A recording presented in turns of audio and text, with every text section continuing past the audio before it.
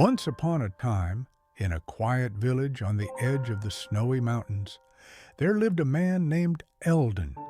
He wasn't wealthy, but he was deeply respected for his kindness, wisdom, and quiet acceptance of life's twists and turns. One cold winter morning, Eldon's only horse vanished without a trace. The villagers came to offer their sympathy. "That's terrible, losing your horse in winter. How will you haul firewood now, Eldon?"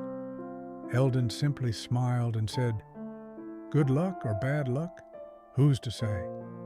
A week later, as snow blanketed the ground, the horse returned, and not alone. It had brought back a wild stallion, tall and strong. The villagers rushed over again. "Wow, Eldon, you're blessed. Now you have two horses." But Eldon just nodded and replied, "Maybe it's a blessing, maybe not." Eldon's son, Ronan, was fascinated by the wild horse. One day, he tried to ride it without a saddle. The stallion bucked, throwing Ronan hard to the frozen ground. His leg was badly broken. He would never walk the same again. This time, the villagers were genuinely heartbroken. "You were right, Eldon. Gaining that horse turned out to be a curse.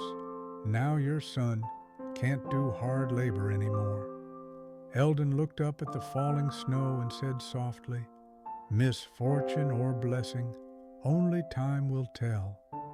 That spring, war broke out.